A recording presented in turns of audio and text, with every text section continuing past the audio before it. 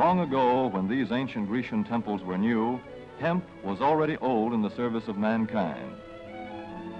For thousands of years even then, this plant had been grown for cordage and coarse cloth in China and elsewhere in the East. For centuries prior to about 1850, all the ships that sailed the western seas were rigged with hempen rope and sails. For the sailor, no less than the hangman, hemp was indispensable.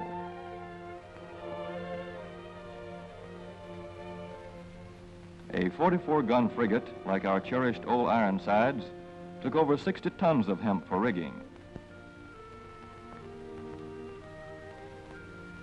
Including an anchor cable 25 inches in circumference.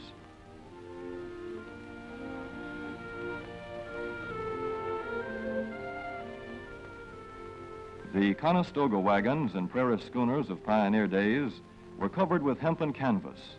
Indeed, the very word canvas comes from the Arabic word for hemp. In those days, hemp was an important crop in Kentucky and Missouri. Then came cheaper imported fibers for cordage, like jute, sisal, and manila hemp, and the culture of hemp in America declined. But now, with Philippine and East Indian sources of hemp in the hands of the Japanese, and shipment of jute from India curtailed, American hemp must meet the needs of our Army and Navy as well as of our industries. In 1942, patriotic farmers at the government's request planted 36,000 acres of seed hemp, an increase of several thousand%. The goal for 1943 is 50,000 acres of seed hemp. In Kentucky, much of the seed hemp acreage is on river bottom land such as this, along the Kentucky River Gorge. Some of these fields are inaccessible except by boat. Thus, plans are afoot for a great expansion of the hemp industry as a part of the war program. This film is designed to tell farmers how to handle this ancient crop, now little known outside Kentucky and Wisconsin. This is hemp seed. Be careful how you use it. For to grow hemp legally, you must have a federal registration and tax stamp. This is provided for in your contract. Ask your AAA committeeman or your county agent about it. Don't forget, hemp demands a rich, well-drained soil such as is found here in the bluegrass region of Kentucky or in central Wisconsin.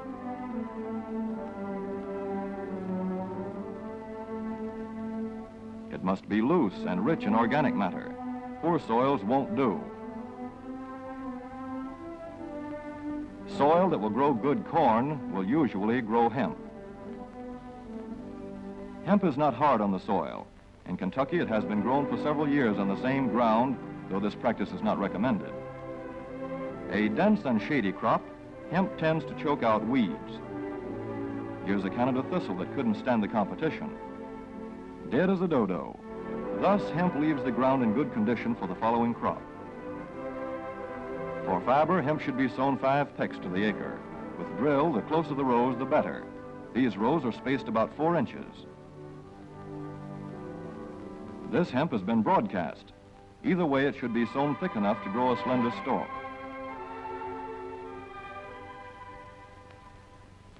Here's an ideal stand.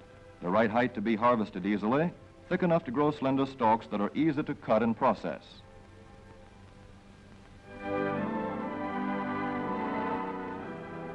Stalks like these here on the left, they yield the most fiber and the best. Those on the right are too coarse and woody. For seed, hemp is planted in hills like corn, sometimes by hand. Hemp is a dioecious plant. The female flower is inconspicuous, but the male flower is easily spotted. In seed production, after the pollen has been shed, these male plants are cut out. These are the seeds on a female plant. Hemp for fiber is ready to harvest when the pollen is shedding and the leaves are falling. In Kentucky, hemp harvest comes in August. Here, the old standby has been the self-rake reaper, which has been used for a generation or more.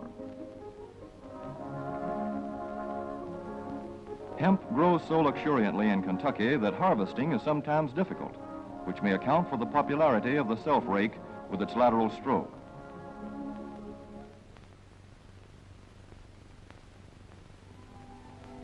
A modified rice binder has been used to some extent.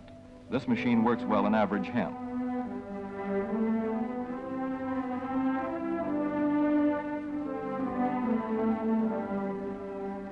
Recently, the improved hemp harvester, used for many years in Wisconsin, has been introduced in Kentucky.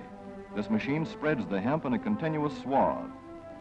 It is a far cry from this fast and efficient modern harvester to the Armstrong model of yore. But here's one kind of harvester, at least, that doesn't stall in the heaviest hemp. In Kentucky, hand cutting is practiced in opening fields for the machines.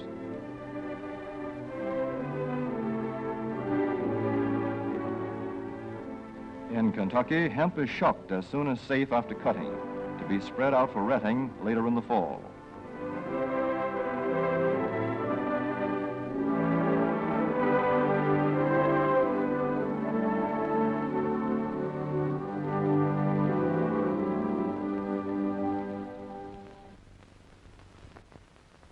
In Wisconsin, hemp is harvested in September. Here, the hemp harvester with automatic spreader is standard equipment. Note how smoothly the rotating apron lays the swath preparatory to retting. Here it is a common and essential practice to leave headlands around hemp fields. These strips may be planted to other crops, preferably small grain.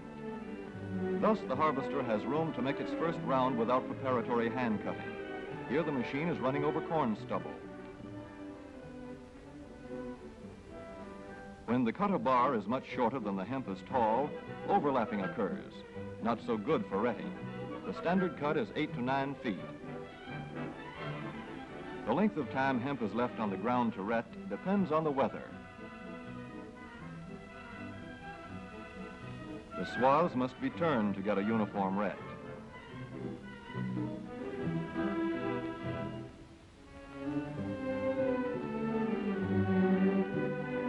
When the woody core breaks away readily, like this, the hemp is about ready to take up and bind into bundles.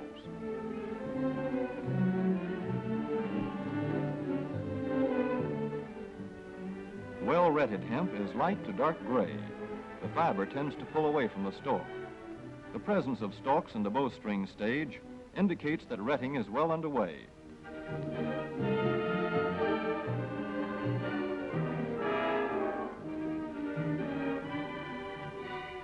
When hemp is short or tangled, or when the ground is too wet for machines, it is bound by hand. A wooden buck is used. Twine will do for tying, but the hemp itself makes a good band.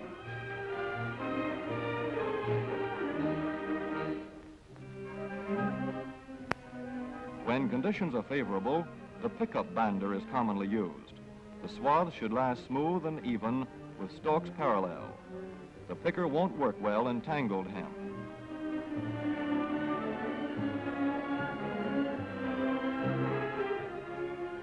After binding, hemp is shucked as soon as possible to stop further retting. In 1942, 14,000 acres of fiber hemp were harvested in the United States. The goal for 1943 is 300,000 acres. Thus, hemp, Cannabis sativa, the old standby cordage fiber, is staging a strong comeback. This is Kentucky hemp going into the dryer of a mill at Versailles.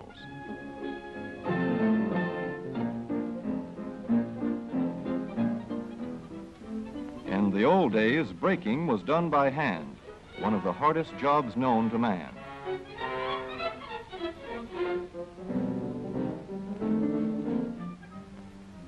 Now the power breaker makes quick work of it.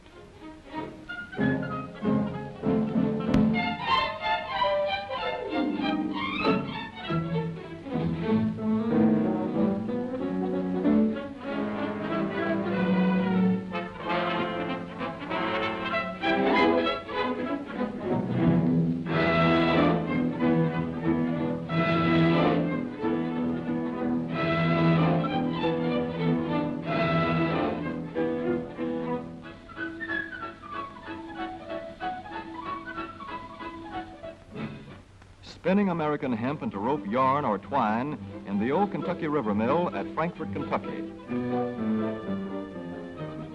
Another pioneer plant that has been making cordage for more than a century.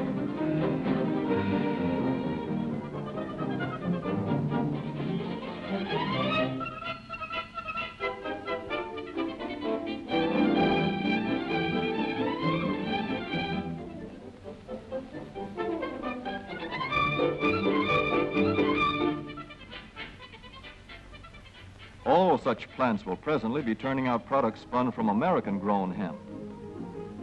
Twine of various kinds for tying, winding armatures, and upholsterers' work. Rope for marine rigging and towing, for hay forks, derricks, and heavy-duty tackle. Light-duty fire hose. Thread for shoes for millions of American soldiers. And parachute webbing for our paratroopers.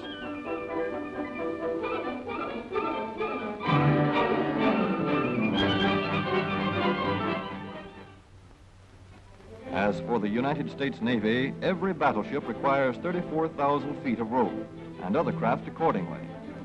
So here in the Boston Navy Yard, where cables for frigates were made long ago, crews are now working night and day making cordage for the fleet. In the old days, rope yarn was spun by hand.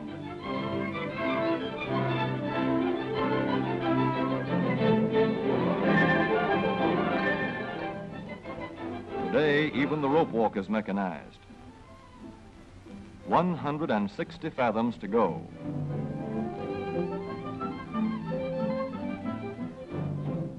The rope yarn feeds through holes in an iron plate.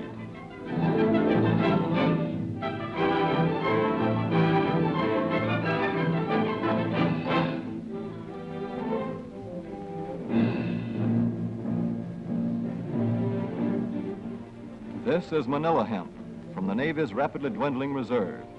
When that is gone, American hemp will go on duty again. Hemp for mooring ships, hemp for tow lines.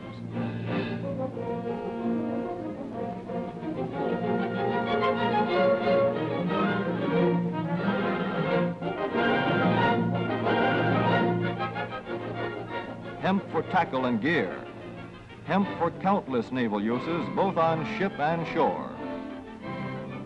Just as in the days when old Ironside sailed the seas victorious, with her hempen shrouds and hempen sails.